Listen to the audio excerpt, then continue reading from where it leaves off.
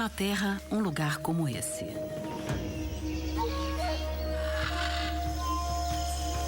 Aqui, o assombroso é banal.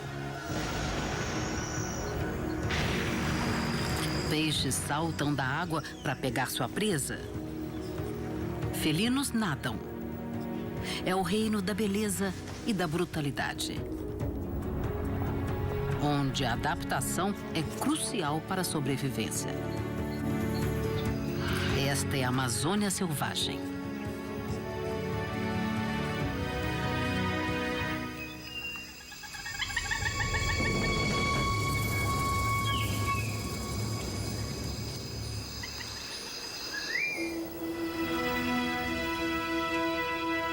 Estamos na Bacia Amazônica, um dos maiores habitats naturais do mundo. Aqui se encontra 1/10 de todas as espécies vegetais e animais do mundo. A maior floresta tropical do mundo é irrigada pelo mais potente dos rios, o Amazonas. São 6.000 quilômetros de comprimento. Essa região misteriosa finalmente revela alguns de seus segredos. Nos últimos 10 anos, uma nova espécie é descoberta em média a cada 3 dias. Mas a Amazônia está mudando depressa, ameaçando os animais e as plantas que se desenvolveram aqui durante milhões de anos. Precisamos conhecer melhor esse local notável antes que seja tarde demais.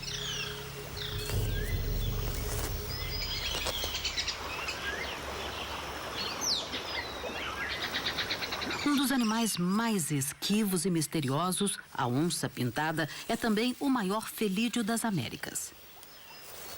Um macho como este chega a ter 2 metros de comprimento e a pesar 160 quilos. O outro nome pelo qual é conhecido, jaguar, deriva da língua dos índios e significa aquele que mata num único pulo. E a onça-pintada faz jus a esse nome.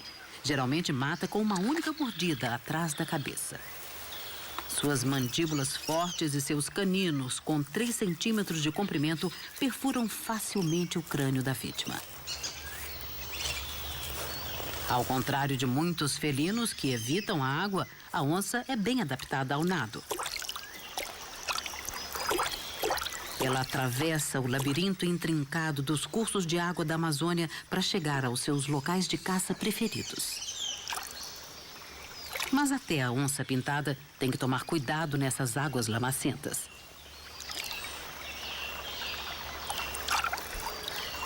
Aqui existem cobras gigantescas, como as jiboias. Elas estão à espreita e matam onças.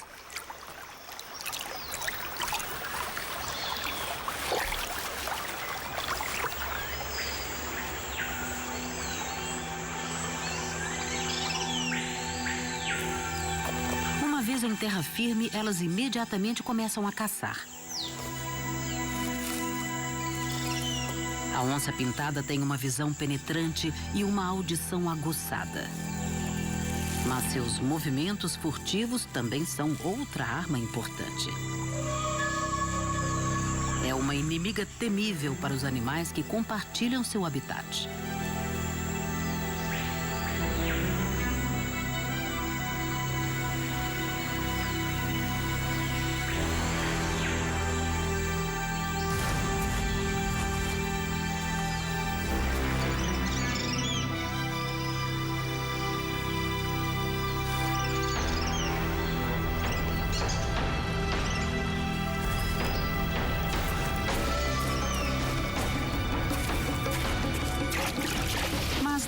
Onça-pintada consegue tudo o que quer. Ela pode ser uma grande predadora, mas isso não facilita sua vida. As pintas das onças são únicas, uma camuflagem ideal na selva densa. Mas fizeram desses felinos grandes uma presa ideal para o comércio de peles.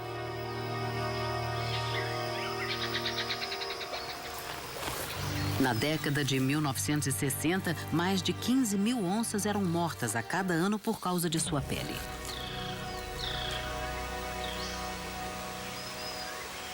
Esse comércio agora está proibido, mas a onça-pintada ainda está ameaçada.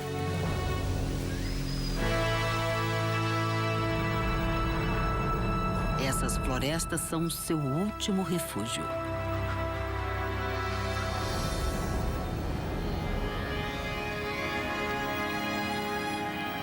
A bacia do rio Amazonas domina o norte da América do Sul. Uma área com mais da metade do tamanho da Austrália é o coração verde de um continente enorme. E suas florestas constituem realmente os pulmões do planeta. Mas agora, depois de milhões de anos de adaptação, a vida selvagem da Amazônia está ameaçada pela mudança da floresta ao seu redor.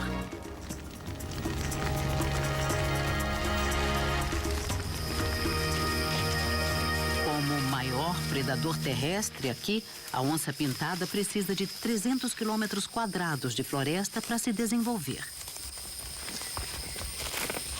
Os cientistas fazem o possível para obter uma estimativa melhor da população das onças pintadas, para saber como elas estão vivendo. Se puderem determinar o que está acontecendo com esse grande predador, vão entender melhor a rede interdependente da vida na floresta. Se as onças estiverem se desenvolvendo bem, deve haver muitas presas, o que seria um sinal de que o habitat também é saudável. Mas, primeiro, os cientistas têm que prender um animal. Eles acham que ainda há algumas onças pintadas nessa parte da floresta, mas em 4 anos só capturaram 3. Ou os felinos estão cautelosos demais para se deixarem pegar, ou a população aqui está perigosamente baixa. Eles preparam as armadilhas e agora tem que esperar.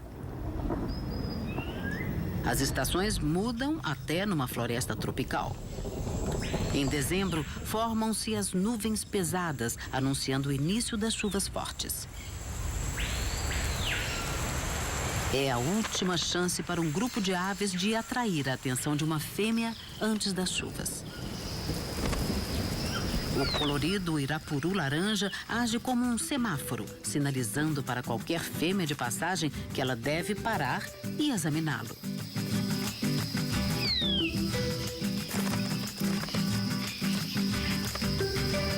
Cabe à fêmea decidir quem tem a plumagem mais bonita e os movimentos mais suaves.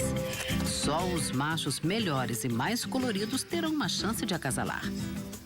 Para esse jovem, o irapuru de garganta branca, a cor é menos importante do que a dança. E ele tem o cuidado de manter sua arena em perfeita ordem. Ele perde pontos se houver alguma folha caída.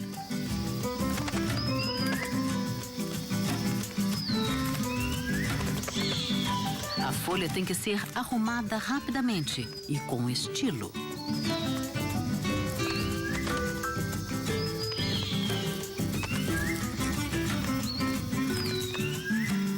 Apesar de tudo, ele não consegue impressionar a fêmea. E pode não ter outra chance nessa estação. Não há tempo a perder.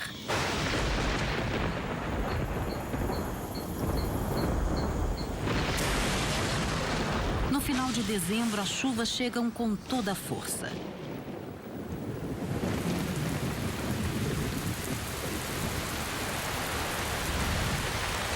Algumas áreas vão receber 3 metros de chuva em alguns meses.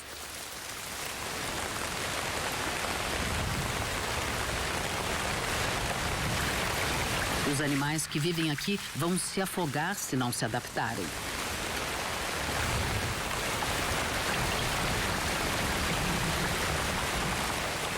O degelo dos Andes e a chuva da mata tropical lançam mais de 200 bilhões de toneladas métricas nos vales. Nem o rio Amazonas, o maior reservatório de água doce do planeta, pode conter tanta água.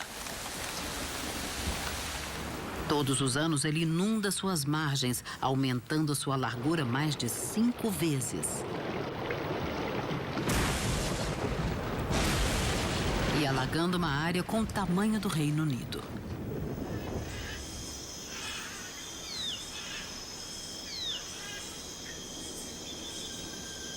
O dia nasce num mundo transformado.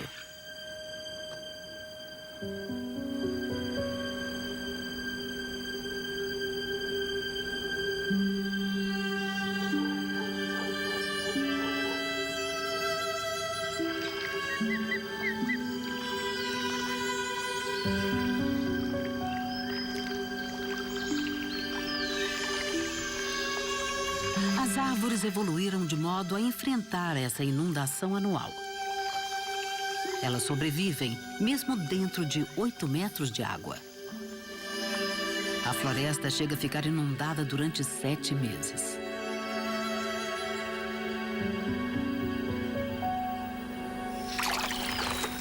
É um transtorno para os animais que vivem no solo da floresta e que têm que ir embora.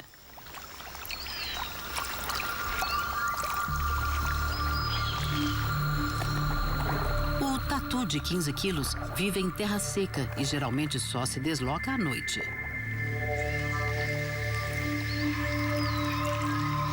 Forçada a sair de sua cova inundada, essa fêmea nada desesperadamente para se salvar. Ela corre um sério perigo. Predadores como o jacaré-açu cruzam os cursos d'água e ela pode afundar com o peso de sua carcaça.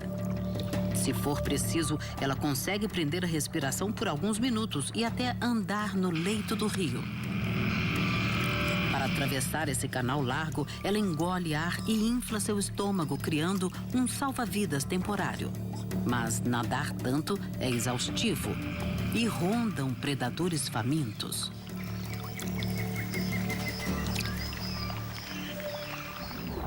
As inundações tiraram esta fêmea de sua cova, levando-a para o rio, onde ela tem que nadar para salvar a sua vida.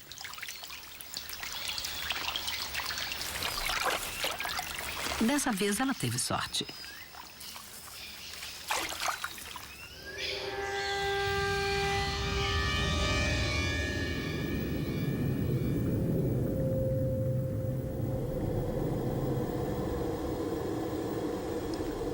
Abaixo da superfície, a floresta alagada forma uma paisagem surreal.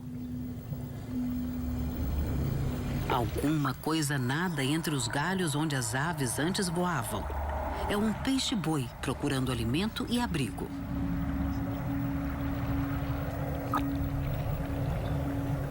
O peixe-boi da Amazônia é o menor de sua espécie. E é o único do mundo que vive exclusivamente na água doce.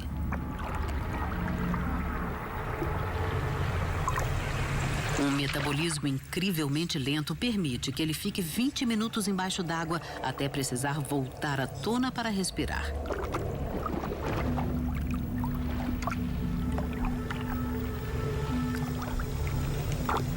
Esta fêmea migrou do rio para a floresta alagada.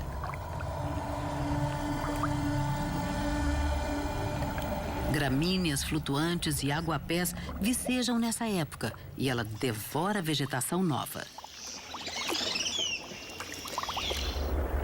Ela chega a comer até 15% de seu peso por dia. Muita vegetação ajuda a fêmea de peixe-boi a produzir bastante leite para o filhote.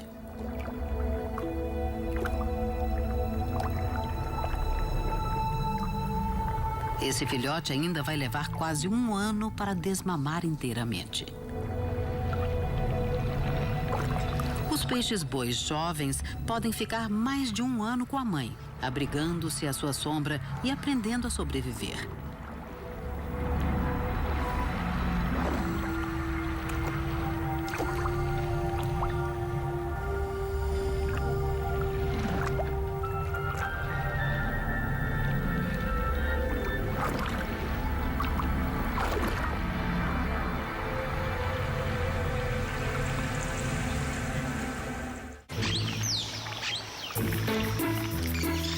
Mesmo nesse ambiente luxuriante, a competição por alimento pode ser feroz.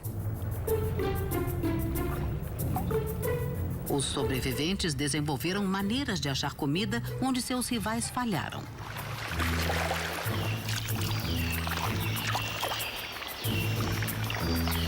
Um peixe encontrou uma solução incrível. É o aruanã prateado. que os habitantes locais chamam de macaco d'água.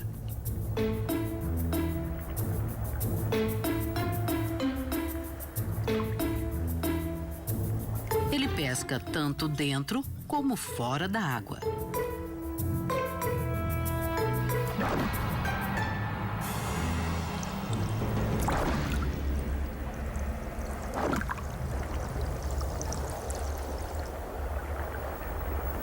Ele fica junto das árvores na água rasa, perto da superfície, espreitando e vigiando a movimentação.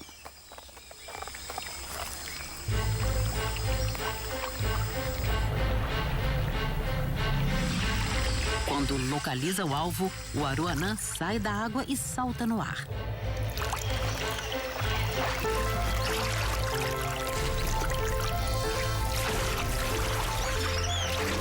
Ele chega a pular mais de 2 metros acima da superfície.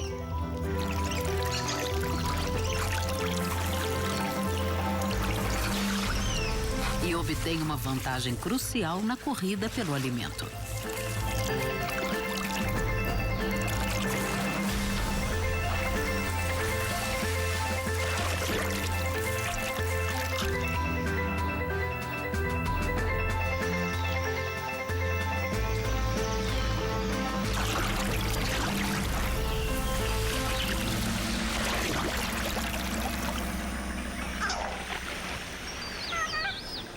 Essas águas fervilham de peixes, atraindo muitos predadores.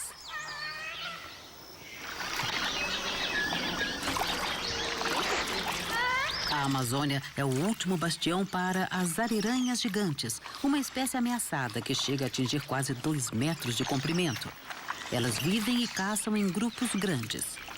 Esse grupo de 10 animais é uma família extensa, encabeçada pela mãe e pelo pai. O bando é bem-vindo para os índios caiapós, que vivem rio abaixo. Assim como os peixes que comem, as ariranhas gigantes só se desenvolvem em rios limpos e saudáveis. Sua sobrevivência está sendo ameaçada à medida que o maior rio do planeta se torna mais poluído.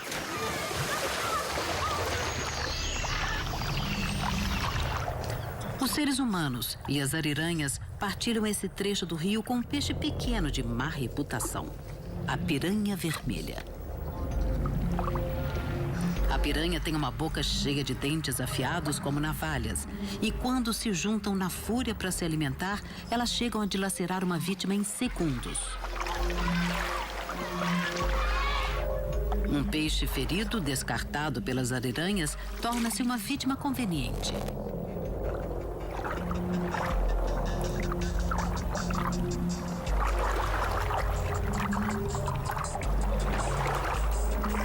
O som e a movimentação atraem a atenção delas, mas a verdadeira isca é o sangue. Os caiapós sabem que é seguro para eles nadar aqui. Apesar do que se diz, as piranhas não se interessam muito por seres humanos.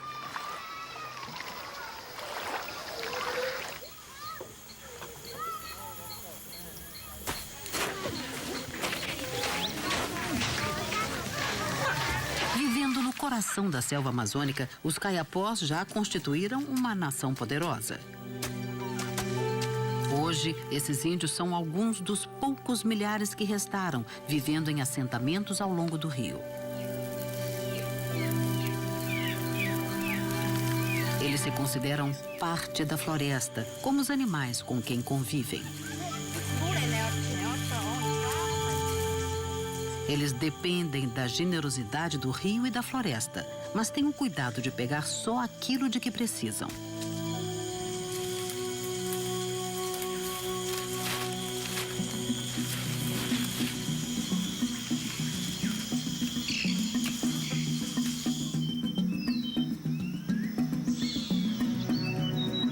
Nessa estação, os rios alagados constituem o único caminho para se penetrar na selva densa. Hoje, 2 anciões da aldeia estão caçando um animal que apreciam muito e eles o encontraram.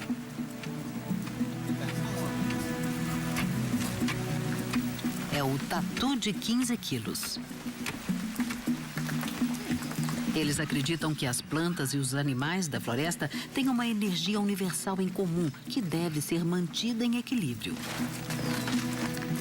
Por isso, respeitam todos os habitantes da floresta e são gratos por suas dádivas.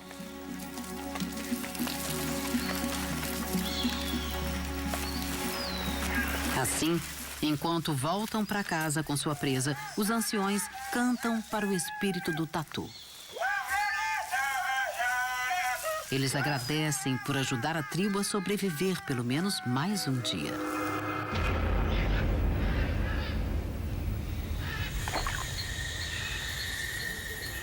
A beleza e a fartura da Amazônia muitas vezes mascaram perigos ocultos e também segredos tenebrosos. As plantas têm espinhos e podem ser venenosas, como muitos animais.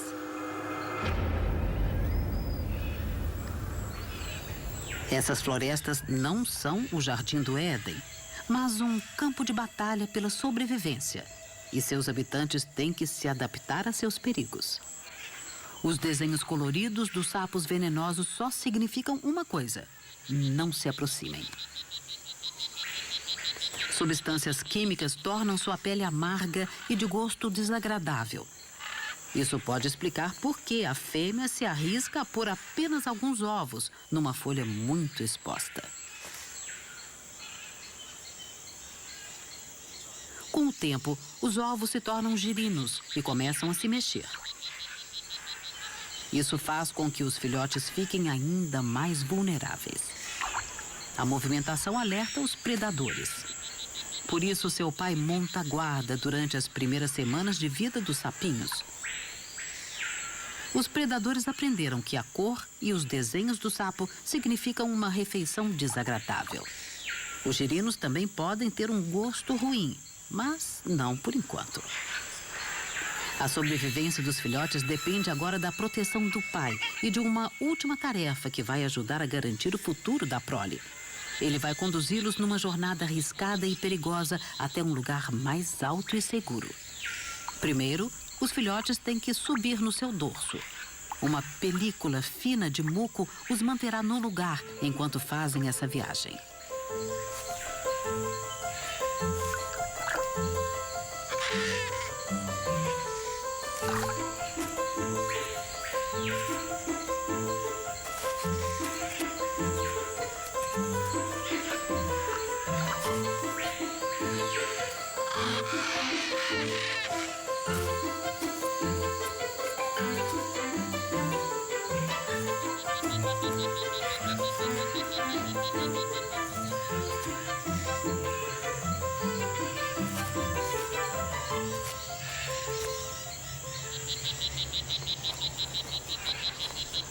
Poças de água da chuva formadas nas bromélias proporcionam um esconderijo seguro para os girinos em desenvolvimento.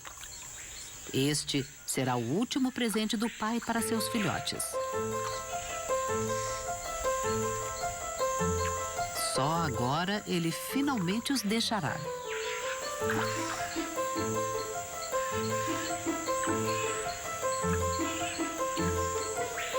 As poças garantem um refúgio seguro e a água nutritiva vai alimentar os girinos durante os 3 meses seguintes. Os sapinhos então vão adquirir sua própria defesa tóxica e o ciclo vai recomeçar.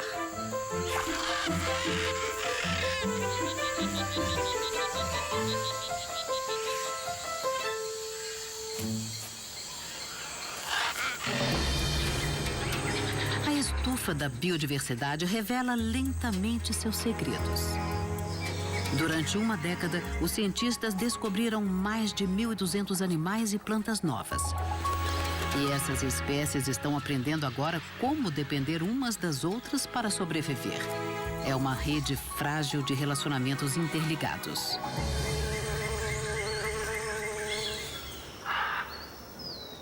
Durante as chuvas pesadas, muitas árvores da floresta tropical florescem. Seu néctar rico atrai abelhas e outros insetos.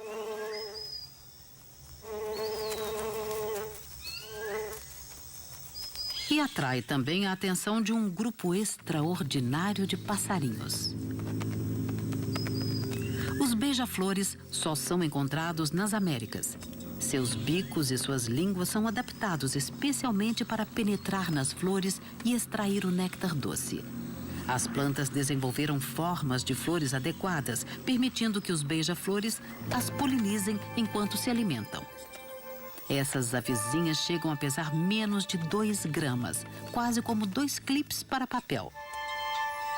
Mas podem bater as asas até 80 vezes por segundo, e sua capacidade de pairar enquanto se alimentam numa flor não é equiparada de nenhum outro passarinho. Para prover tanta velocidade, algumas aves chegam a visitar 20 flores por minuto. Elas são atraídas por flores vermelhas, laranja e amarelas, porque fornecem o néctar mais doce, que dá mais energia.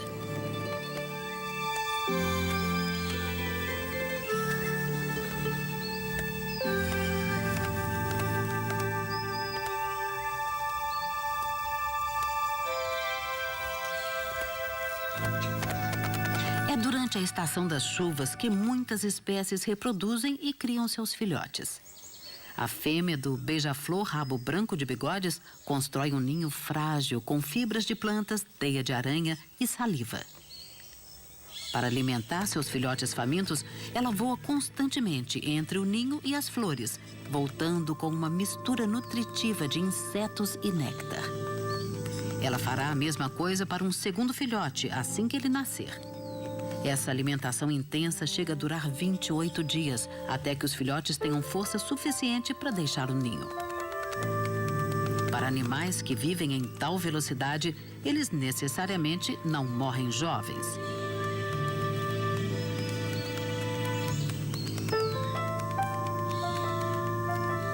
Esta mãe ainda pode procriar por mais 4 anos.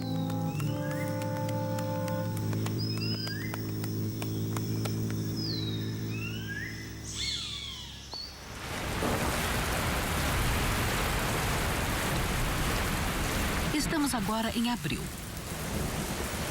Depois de quase 5 meses, as chuvas pesadas diminuíram. Os dias ensolarados são mais frequentes agora. O palco está montado para um evento extraordinário, uma das parcerias mais raras na Amazônia.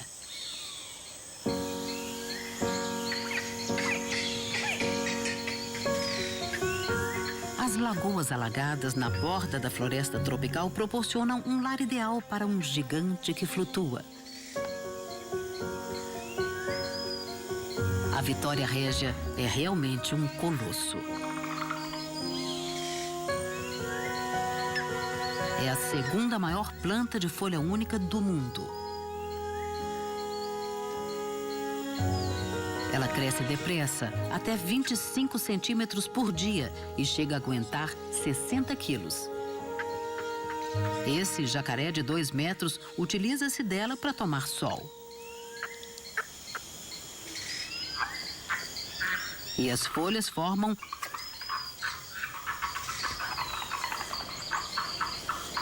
Mas não é só o tamanho que torna essa planta notável, é a maneira como ela se reproduz. O indício é a cor diferente das flores. Quando a noite cai, a temperatura interna da flor branca sobe, até 10 graus mais quente que o ar. Isso faz a flor abrir. A flor branca é fêmea e não produz pólen, mas emite um odor doce e forte parecido com o do abacaxi. Esse aroma atrai um besourinho com apenas 2 centímetros de comprimento. Ele é um dos polinizadores da Vitória Régia. Ele entra no miolo da flor fêmea, levando o pólen que colheu em flores masculinas.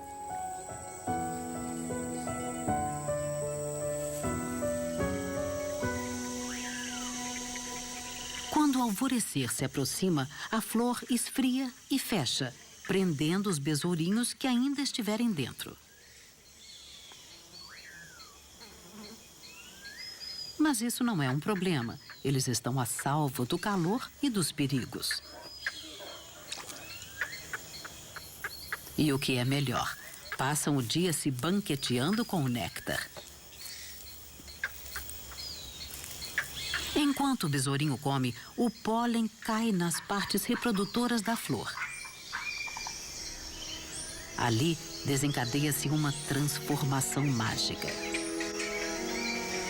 A flor branca feminina enrubesce e fica rosada. Tornando-se masculina, passa a produzir seu próprio pólen. Quando a noite cai, a flor abre e o besouro, agora levando o pólen da flor que se tornou masculina, escapa à procura de outra flor branca perfumada. Acaba a polinização. A flor rosada morre e, como semente, afunda na lagoa. Essa semente fertilizada germinará e amadurecerá para repetir a transformação mágica da Vitória Régia no ano seguinte. A Amazônia é um laboratório vivo, onde a natureza faz experiências há milhões de anos. Mas a destruição do habitat está desfazendo o trabalho da natureza e arriscando a sobrevivência de muitas espécies. Conhecer a situação dos maiores predadores é uma boa maneira de avaliar a saúde da floresta. É por isso que os cientistas, há 4 anos, tentam rastrear e estudar as onças pintadas que vivem aqui. Mas até agora só conseguiram capturar 3. A pesquisa que fazem não é suficiente, por isso adotaram uma solução criativa. Usam uma tecnologia que promete pouco. Um aparelho MP3 e alto-falantes transmitem o rugido da onça-pintada na selva.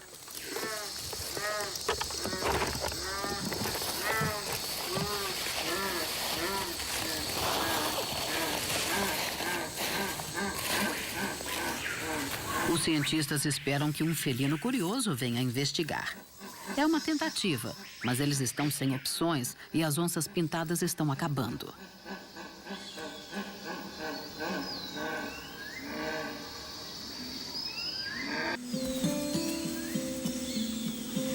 Muitos animais se desenvolvem bem aqui. E mais de 1.500 espécies de aves. Mas os que têm mais êxito são os insetos. Um único quilômetro quadrado pode conter 30.000 espécies. Mas nenhum é mais prolífero do que as formigas. Elas mudaram muito pouco desde o tempo dos dinossauros e hoje constituem mais de 30% do peso total dos animais da Amazônia. Elas exploram todas as partes da selva. Estão sob o solo da floresta, no alto das árvores e em todos os lugares entre um e outro. As formigas consomem mais vegetação na Amazônia do que qualquer outro animal. E a embaúba é muito vulnerável ao seu ataque. Ao contrário de muitas árvores na Amazônia, suas folhas não são venenosas, mas ela também não é indefesa. A embaúba desenvolveu uma estratégia de sobrevivência que acolhe uma formiga, embora o relacionamento não pareça começar bem. A formiga da embaúba faz um buraco na área macia do galho da árvore. Imediatamente começa a fazer câmaras ocas dentro dele. É um lugar perfeito para criar um exército inteiro de formigas.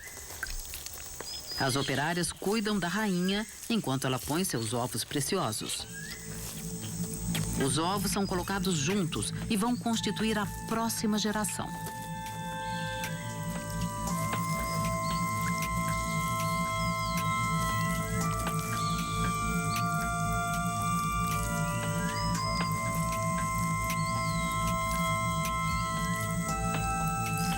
Existe também um terceiro parceiro nesse relacionamento. São as cochonilhas. Elas se alimentam com os açúcares encontrados na parte interna da casca das árvores. Quando as formigas manipulam as cochonilhas, um pouco desse açúcar escorre de seus corpos e é comido pelas formigas. Mas por que será que a árvore tolera essas invasoras?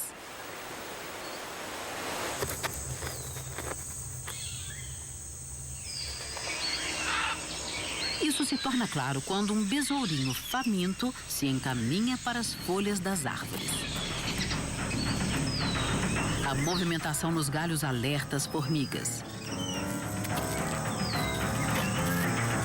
As operárias se mobilizam, reagindo imediatamente. Elas localizam seu alvo e atacam.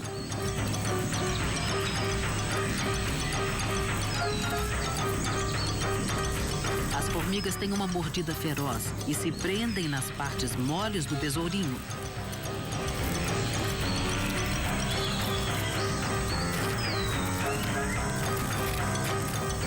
Ele logo fica coberto de formigas. Ele luta pela vida contra um exército que está defendendo sua casa. A única saída para o besourinho é uma retirada rápida. As formigas podem desfrutar da hospitalidade da árvore desde que tirem apenas aquilo de que precisam. E a árvore tem sua própria defesa. É uma parceria perfeita para a sobrevivência.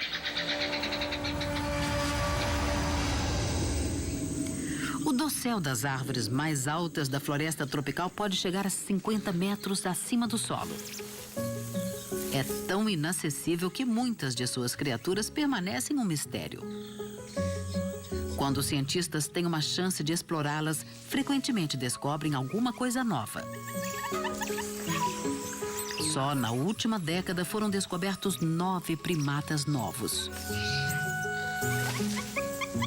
A imensa quantidade de habitats no dossel pode acomodar uma grande quantidade de primatas.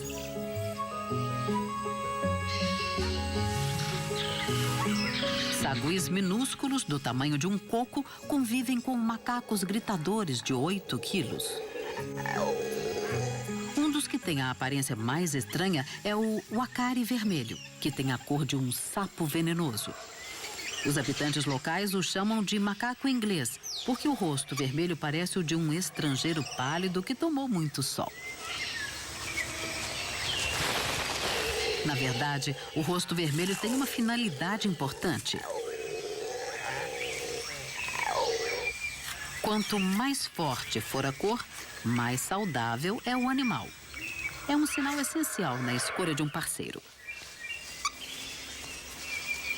Quando as árvores frutificam, os uacaris passam a maior parte do tempo se alimentando na parte superior do dossel.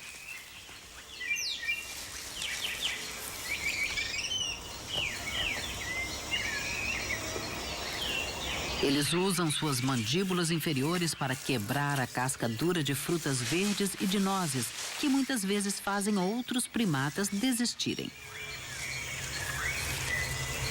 Seus rabos curtos são raros entre os macacos da Amazônia. Mas isso não os impede de movimentar-se nas árvores com facilidade.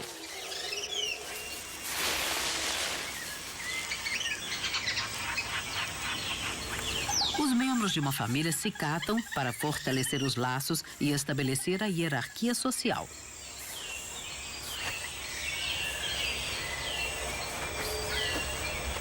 Essa hierarquia é fundamental para unir o bando.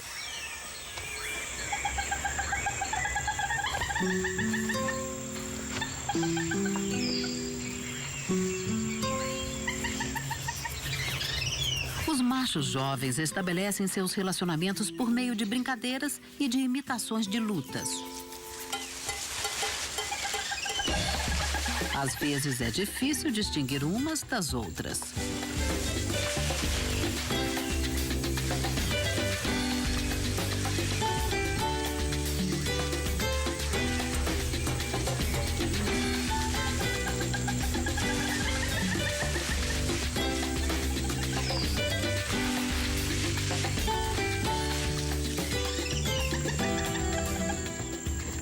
Essas brincadeiras têm uma finalidade: ajudar os jovens a desenvolver a habilidade de que precisarão para sobreviver nas árvores.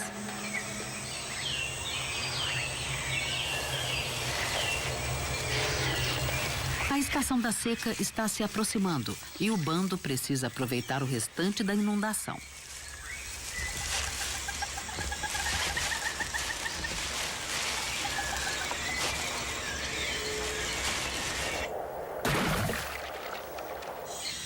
descuido fornece um banquete para um tambaqui à espreita na água rasa abaixo.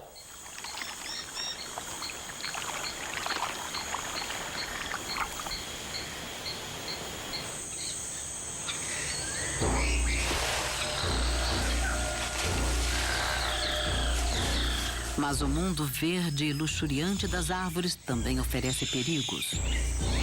Um macaco de cheiro localiza um gavião real e dá o alarme, alertando todos os que estão por perto.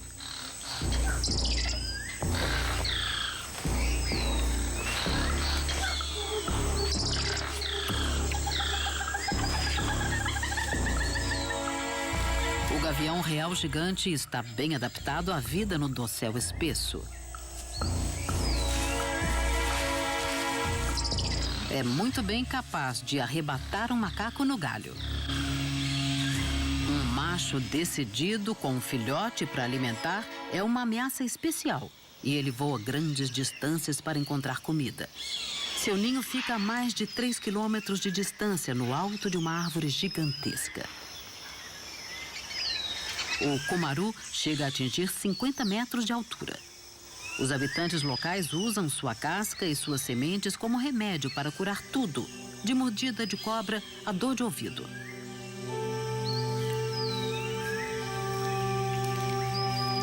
Uma fêmea do gavião real e o seu filhote ocupam um ninho na segurança de sua copa.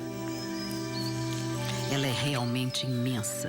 É a maior ave de rapina das Américas, com uma envergadura de asa que chega a 2 metros. Suas garras são tão grandes quanto as dos ursos pardos e podem prender uma presa com a metade de seu peso.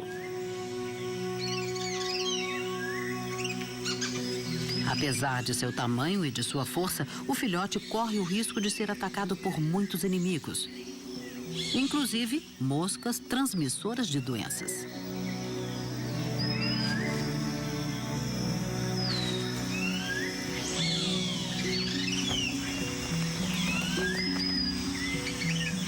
Assim como nas tribos nativas, parece que a mãe entende um pouco dos benefícios das plantas para a saúde.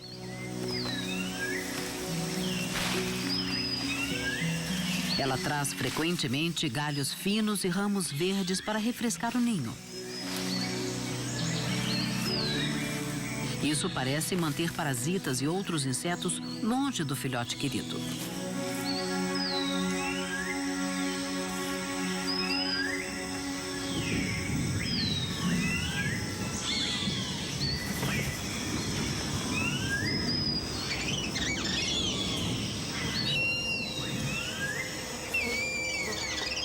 Mas há outras ameaças para as quais ela não tem defesa.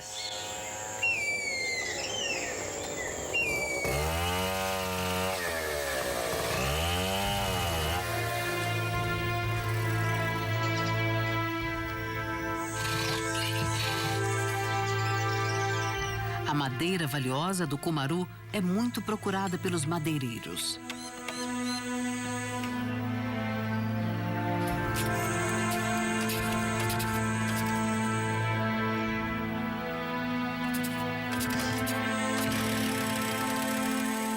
O homem pode não ser o rei dessa selva, mas pode reinar com uma serra de cadeia na mão.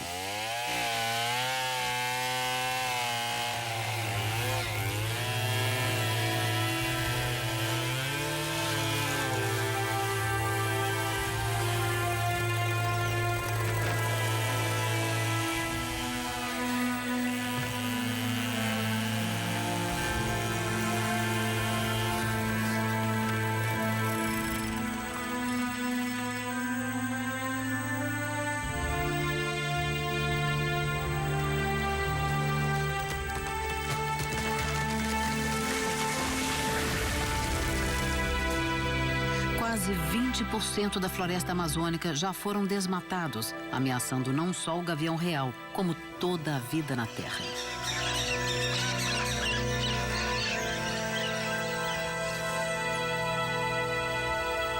A floresta é um grande depósito de carbono. Sua destruição lançaria quantidades enormes de dióxido de carbono na atmosfera. E isso contribui para a mudança climática global. Com o desaparecimento das árvores, cresce a ameaça no planeta. E a vida selvagem na Amazônia corre grande risco.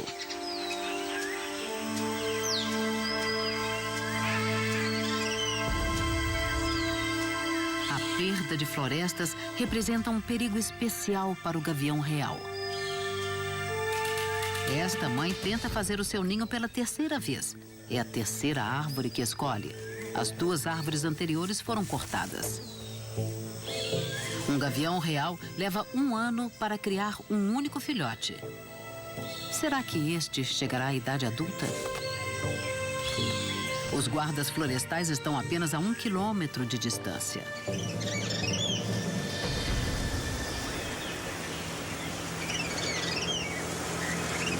A estação muda e agora começa a seca.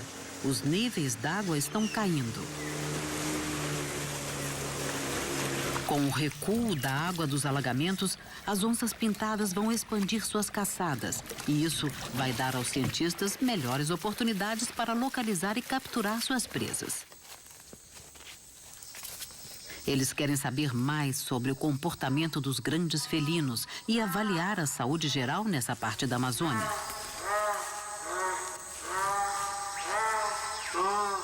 Os alto-falantes já estão transmitindo bramidos de onças pintadas. Talvez essa simples tecnologia faça toda a diferença. Eles não terão que esperar muito mais. Agora, capturaram uma onça pintada no vigor de sua juventude. Ela logo estará pronta para procriar. E se o resultado for bom, constituirá um verdadeiro teste da saúde do ambiente. Eles precisam sedá-la rapidamente e com toda a segurança.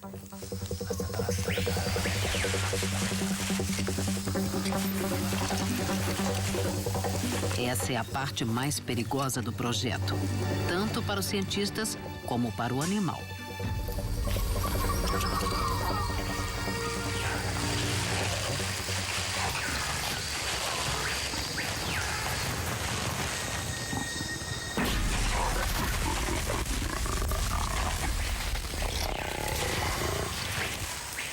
Os anestésicos logo fazem efeito. Agora eles podem colher todas as informações de que precisam.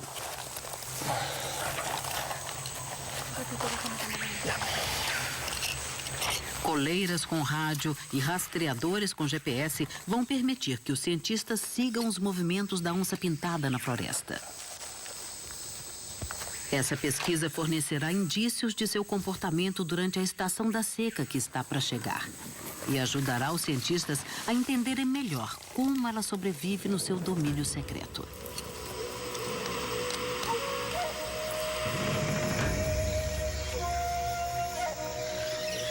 A compreensão que eles adquirirem vai ajudar a garantir o futuro da própria floresta.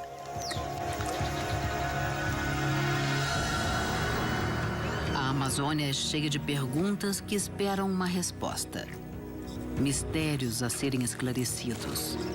Haverá uma mudança incessante. Com o fim dos alagamentos, a floresta ressurgirá. As aves voltarão para os galhos que abrigavam peixes.